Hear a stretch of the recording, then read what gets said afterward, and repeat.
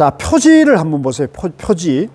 표지에 보면은 이제 왼쪽에 독송본이라고 있고요. 오른쪽에 조계종 표준, 금강 반야 바라밀경 이렇게 했고, 대한불교 조계종 교육원 편역, 조계종 출판사 이렇게 돼 있죠. 자, 요 제목부터 말씀을 드릴게요. 금강. 이제 금강은 이제 금강석, 다이아몬드를 말합니다. 요게 이제 인도에서는 원래 뭐 번개, 벼락 이렇게도 표현하는데, 이제 동아시아에 와서는 그냥 이게 금강석으로 해가 금강. 이제 금강석, 다이아몬드는 보석 중에 보석으로 가장 단단하잖아요. 그래서 보면 보통 우리가 이제 세상에 뭐 이렇게 금석이나 단단한 돌 같은 걸 자를 때 다이아몬드로 그걸 자른다 그래요. 그래서 금강석이 모든 광석이나 돌 같은 걸 가장 단단하기 때문에 자를 수 있는, 능히 모든 것을 이제 깰 수가, 격파할 수 있는, 자를 수 있는 것이니까, 이제 다이아몬드 같은 반야는 지혜라 그랬죠. 지혜. 원래는 이제 빤야라 그러는데, 이제 요 반야를 음사했고요. 이거는 지혜를 말합니다. 그러니까 다이아몬드 같은 지혜, 다이아몬드 같이 단단하고 밝고 빛나는 지혜로 바라밀은 이제 이 언덕에서 저 언덕으로 걷는다. 이제 깨달음으로 간다. 이제 우리가 지옥에서 극락으로 간다. 또는 중생이 부처가 되는 저 언덕을 걷는다. 이제 깨달음의 길 이렇게 얘기할 수 있죠. 그래서 다이아몬드 같은 지혜로 깨달음으로 가는 경이란 말은 이제 부처님 말씀을 경이라 그래요. 성인의 말씀을 경이라 그러는데, 여기서는 이제 부처님 말씀인데, 이제 부처님 말씀을 경이라 했지만은 이건 사실 다른 게 아니고, 부처님이 이제 중생으로 태어나서 스스로 수많은 노력을 해가지고 노력하다가 고요히 명상에 들어서 깨달음을 성취한단 말이에요.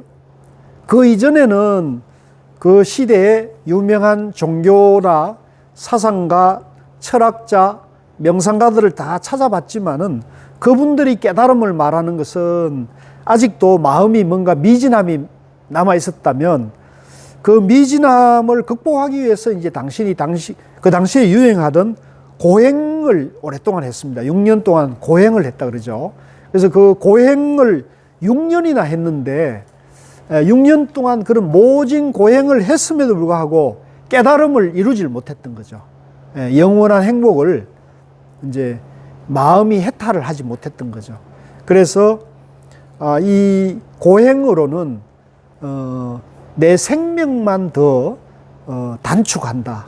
내 생명만 위험해질 뿐 이것은 이익이 없다. 이제 이렇게 결론을 내리죠.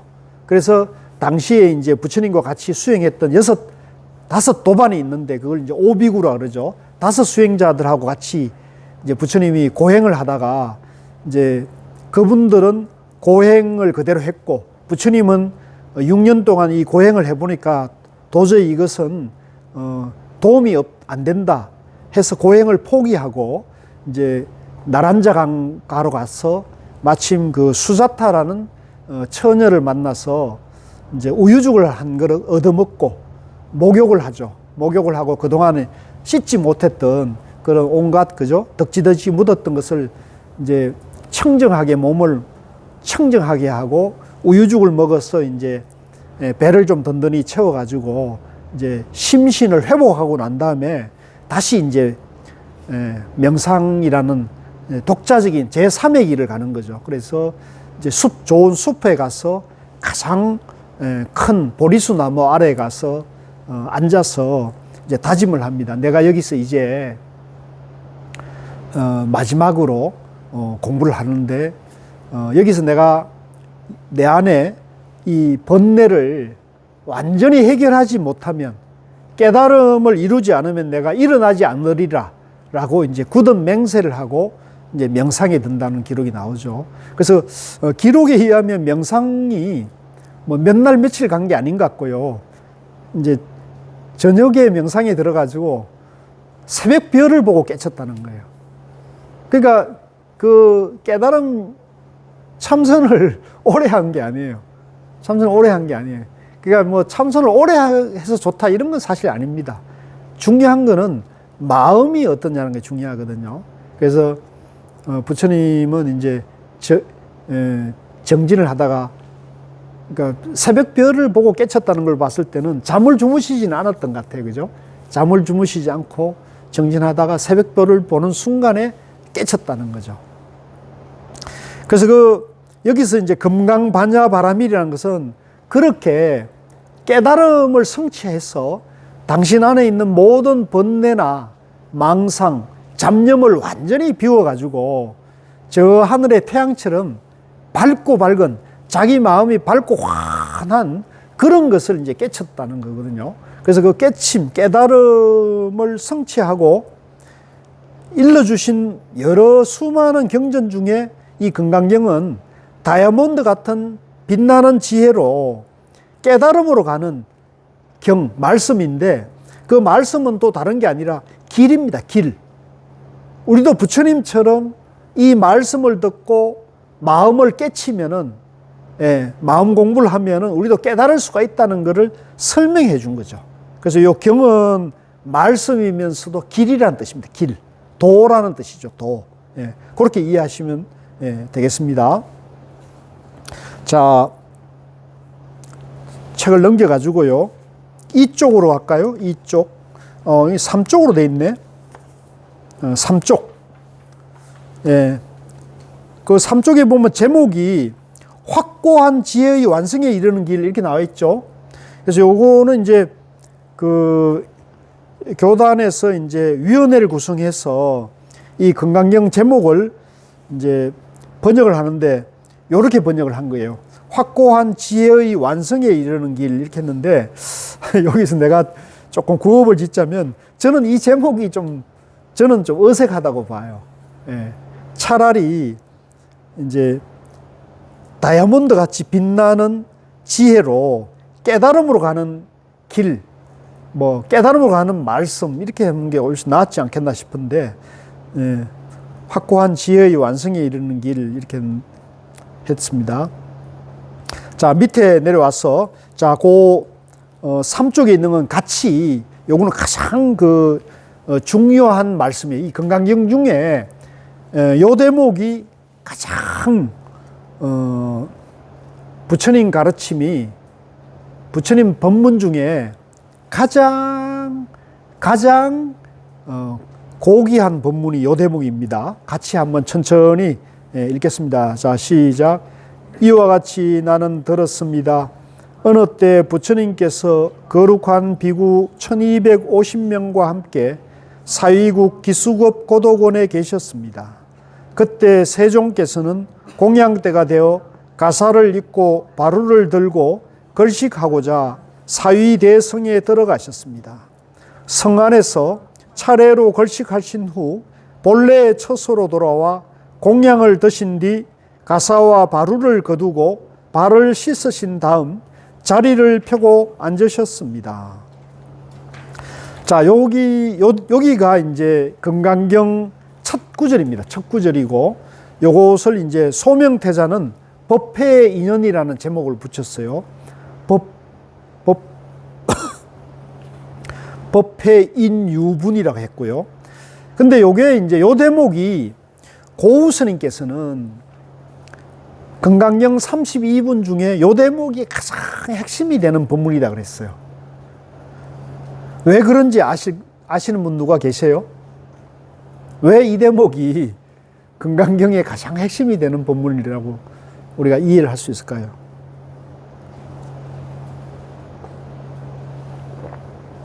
여기는 부처님이 깨달음에 대해서 한 말씀도 설한 게 없잖아요. 그죠? 그냥 행을 보여주고 있죠. 행을. 쭉 행하시는 모습을 이렇게 보여주고 있단 말이에요. 그러니까 말씀을 하지 않고 몸으로, 행으로 이걸 쭉 보여주는 것이, 이게 이제 우리가 보통 경전 그러면 말씀과 문자로 이렇게 기록이 된 걸로 이해되는데, 말씀과 문자가 아니라 실천, 부처님이 그렇게 행하시는 모습, 말 없이 그렇게 실천하는 모습이 이제 선에서는 가장 귀중한 법문이라고 보는 거예요. 말은 그게 방편이고 수단이거든요. 말이라는 것은 언어 문자는 방편이고 수단이란 말이에요. 근데 행동은 그분과 하나가 되는 것이죠. 행동은, 실천은. 그래서 이와 같이 나는 들었습니다 할 때는 요 여시 아문이라는 건데 모든 경전이 다 이렇게 이루어져 있어요. 그거는 이제 이 경전이 부처님이 직접 설한 게 아니고, 부처님이 글을 쓴 게 아니고, 부처님이 법문하신 것을 듣고 제자들이 나는 이와 같이 들었다 이렇게 지금 하기 때문에 이제 이렇게 시작하는 거거든요. 모든 경전이. 그래서 이런 대목도 우리 도반님들이 요 뜻도 굉장히 심오한 뜻이 있어요. 이걸 부처님 직접 말씀하신 친설로 하지 않고 부처님 말씀하신 것을 내가 듣고 내가 이렇게 기록을 한다. 이런 표현과 이런 것도 사실에 부합하는 겁니다. 사실에. 진실된 거죠. 진실된 것이죠. 그래서 이와 같이 나는 들었습니다. 어느 때 부처님께서 이제 여기서 이제 어느 때가 과거의 어느 때겠죠. 그죠? 과거의 어느 때겠지만 언제일까요? 과거의 어느 때가 언제일까요? 오늘이죠. 오늘. 부처님이 이 법문을 설한 날도 오늘이고 우리가 지금 이 공부하는 날도 오늘이잖아요. 영원히 오늘밖에 없잖아요. 그러니까 이게 어느 때 그럴 때가 과거의 어느 때라고 생각하시면 안 돼요. 오늘 우리가 지금 금강경을 지금 보고 있는 이 순간 이렇게 보셔야 돼요. 오늘이다. 영원히 오늘밖에 없다는 거죠. 어느 때 오늘 부처님께서 거룩한 비구 1250명과 함께 사위국, 이제 사위국은 인도 중북부 지방의 가장 이제 강한 나라가 이제 사위국이랄 때 사위국. 그 사위국의 기수급 고도고인이라는 것은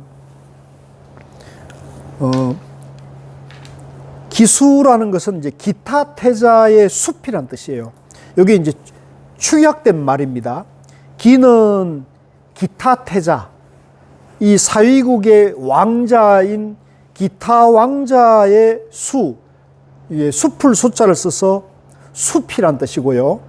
급고독원이라는 것은 배급할 때 급자고요. 고독이라는 것은 이제 고아나 독거노인 같이 홀로 사는 사람들을 잘 배급해주는 사람이란 뜻이에요. 그래서 급고독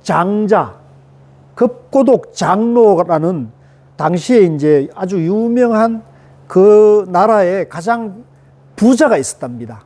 그분 이름이 원래는 이제 수다타라 그러는데 그걸 한자로는 급고독 장자라고 이렇게 번역을 했어요. 예, 고독하고 외로운 사람들을 잘 베풀어 주는 사람.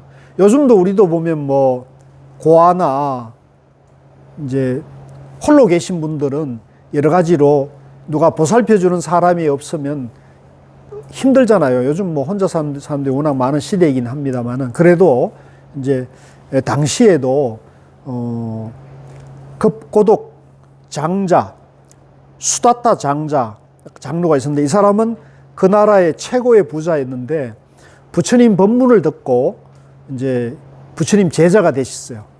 그래서 요분은 이제 일화가 많이 있는데 지금 여기 뒤에 보면은 수보리 장로라고 나와요. 이 금강경에 보면 이 금강경에 이제 부처님 법문을 이끌어내는 질문을 하는 사람이 수보리 장로인데 수보리 장로와 수다타 장로는 사촌 사이라 그래요. 가까운 사이였 속과 인연으로 보면 가까운 사이인데 이 수다타 장로는 워낙 이제 부자였는데 부처님 법문을 듣고는 부처님이 늘 무소유와 무아와 무상을 말씀하시니까 이분이 이제 그걸 잘못 이해해서 무소유하라고 부처님 자꾸 말씀하시니 내가 가진 이 재산이 이제 내가 공부하는데 내가 부처님의 가르침을 따라가는데 이게 혹시 방해가 되는 게 아닌가 이런 괴로움을 일으켰대요. 그러니까 이 부처님 뜻을 잘못 이해한 거죠. 양면에서 그걸 이해한 겁니다. 그래서 한 번은 괴로워가지고 부처님을 찾아뵙고 부처님이시여 저의 이 재산이 이 부처님 가르침에 방해가 된다면 이 재산을 제가 어찌하오리까 이렇게 이제 부처님께 물어요. 근데 부처님께서는 뭐라고 대답하셨겠을까요? 절에 시주하라 그랬을까요? 부처님께서는 그렇게 말씀하셨어요. 아닙니다. 당신 같은 분은 재산이 아무리 많아도 거기에 소유하거나 집착하고 수익에 걸림이 되지 않으니까 당신 같은 분은 오히려 재산이 많을수록 좋습니다. 이렇게 해요. 돈을 더 많이 벌어서 좋은 일 하시는데 쓰셔야 한다. 이렇게 얘기를 했다는 거죠. 이게 부처님 법문이 중도의 법문이라는 걸 우리가 알 수가 있죠. 예, 그래서 우리 도마님들도 돈 많이 버십시오. 돈이 많이 버는 게 잘못된 게 아니에요. 예, 돈을 벌어서 이제 자기와 이제 자기 소유로 이렇게 움켜잡고 집착하는 게 문제지. 돈을 많이 벌어서 좋은 일 하면 그거는 그분이 복을 짓는 것이잖아요. 예. 부처님 법을 펴는데도 도움이 될 거고 좋은 일 하는 거죠. 자, 요거 조금 쉬었다가 하도록 하겠습니다. 예, 잠깐 쉬겠습니다.